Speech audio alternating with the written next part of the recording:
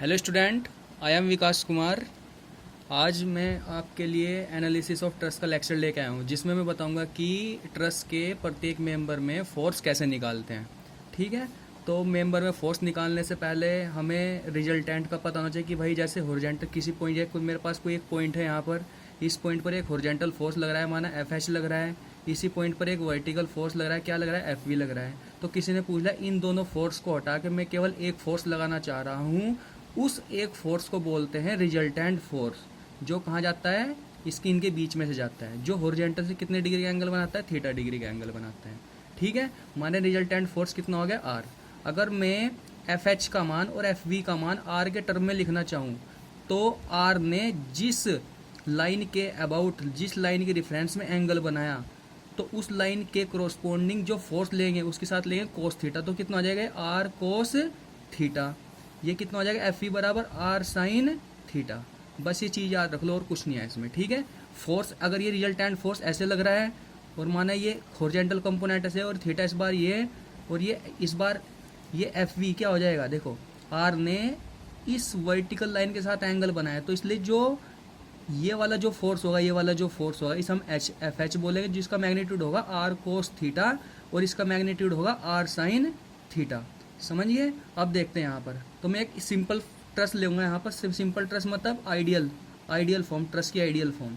तो ट्रस्ट की ideal form क्या होती है, ट्रायंगुलर होती है। माने जो ट्रस्ट है क्या है, सिंपली सपोर्टेड। सिंपली सपोर्टेड किसे बोलते हैं, वो बीम या वो ट्रस्ट जिसको सपोर्ट करने के लिए एक हिंज सपोर्ट की आवश्यकता होती है, दूसरी रोलर सपोर्ट की आवश्यकता होती है। ठीक है, तो मैंने यहाँ पर क्या लगा, सेंटर पर एक लोड लगा दिया 20 किलो न्यूटन का। ठीक है, आइडियल फॉर्म लिया मैंने, मतलब सिंपल ट्रस्ट ले रहा हूँ अभी। ठीक है, जिससे कि कैलकुलेशन आ जाए।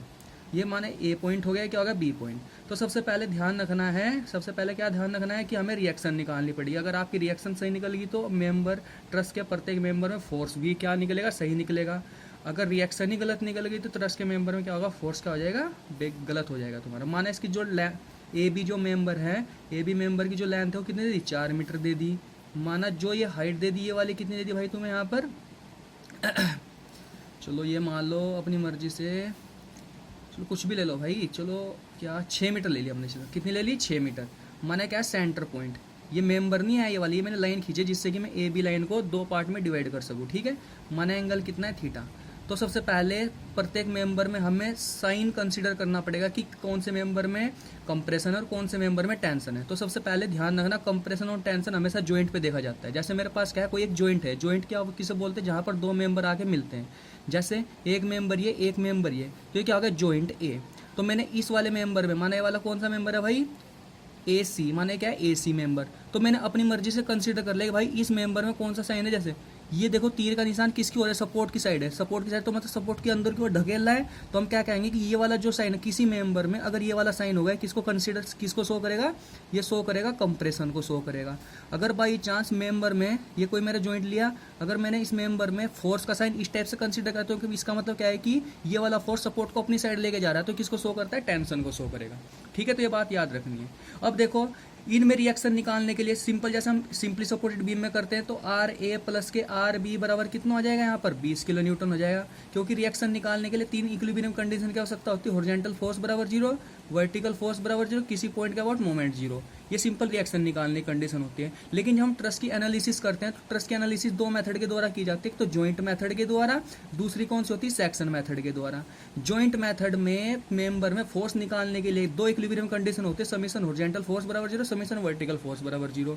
जबकि सेक्शन मेथड में 3 इक्विलिब्रियम कंडीशन होती है, समीशन हॉरिजॉन्टल फोर्स बराबर 0, वर्टिकल फोर्स बराबर 0, किसी पॉइंट के अबाउट मोमेंट भी 0। तो ये कंडीशन आपको याद रखनी है। ठीक है, अब देखो मैं आपको जॉइंट मेथड समझाऊंगा, जॉइंट मेथड। ठीक है, तो सबसे पहले मैं रिएक्शन निकालूंगा, तो रिएक्शन कितनी आएगी भाई, आर ए बराबर कितना आ जाएगा, 10 किलो न्यूटन। आर बी बराबर कितना आ जाएगा, ये भी 10 किलो न्यूटन आ गया यहाँ से। ठीक है, तो सबसे पहले चलो मैंने यहाँ से कंसीडर कर लिया ये वाला। ठीक है, माने क्या लग रहा है, 20 किलो न्यूटन का लग रहा है। तो यहाँ से आर ए ऊपर को लग रही है, तो कितने लग रही है वो, 10 किलो न्यूटन की लग रही है। ऐसे यहाँ से लग रही है आर ए 10 किलो न्यूटन की। तो मैंने अपनी मर्जी से मान लिया, अपनी मर्जी से मान लिया कितना एंगल है, थीटा। मैंने अपनी मर्जी से मान लिया कि भाई इस मेंबर में कौन सा फोर्स आ रहा है, कंप्रेशन फोर्स आ रहा है। तो मैंने आपको बताया था मैं केवल जॉइंट को कंसीडर करता हूँ। माना नीचे वाले मेंबर में मैंने मान लिया क्या इसमें कौन सा फोर्स आ रहा है, इसमें भी कंप्रेशन आ रहा है, अपनी मर्जी से कुछ भी मान लो। तो तो मैंने जॉइंट ए कंसीडर किया। कौन सा जॉइंट कंसीडर किया? जॉइंट ए कंसीडर किया। तो जॉइंट ए पर जितने भी प्रकार के फोर्स लग रहे हैं सबको दिखा दो। तो कितने फोर्स लग रहे हैं इस पर? केवल 3 फोर्स लग रहे हैं, एक तो ये वाला फोर्स, एक ये वाला फोर्स, एक ये वाला फोर्स। तो इस जॉइंट पर दिखा दो ए जॉइंट पर, माने क्या? A joint. तो ए जॉइंट पर कौन सा फोर्स लग रहा है? 10 किलो न्यूटन का लग रहा है एक तो, और एक कौन सा लग रहा है? ये हॉरिजॉन्टल फोर्स। इस हॉरिजॉन्टल फोर्स को क्या मान लिया मैंने? एफ ए बी मान लिया। एक फोर्स ऊपर से लग रहा है, वो कितना लग रहा है यहाँ पर? एफ ए सी लग रहा है यहाँ से। अब देखो ये क्या है? इनक्लाइंड फोर्स लग रहा है। क्या लग रहा है? Inclined force. अगर मैं इस इनक्लाइंड फोर्स का, ये क्या लग रहा है? Inclined force. इस इनक्लाइंड फोर्स का मैंने 2 कंपोनेंट कर दिया, क्योंकि मैं कंपोनेंट इनक्लाइंड फोर्सों के ही कंपोनेंट करता हूँ। अब तुम्हारी मर्जी है, एंगल ये वाला ले लो या ये वाला ले लो। चलो मैंने ये वाला एंगल मान लिया भाई यहाँ थीटा। तो इस इनक्लाइंड फोर्स, ये इनक्लाइंड फोर्स कितना था? F A C. तो ये वाला फोर्स कितना हो जाएगा? F A C cos theta. ये कितना हो जाएगा? F A C sine theta. समझ गया भाई यहाँ तक? चलो ठीक है। अब मुझे थीटा निकालना पड़ेगा। अब थीटा एंगल कौन सा होगा? ये वाला।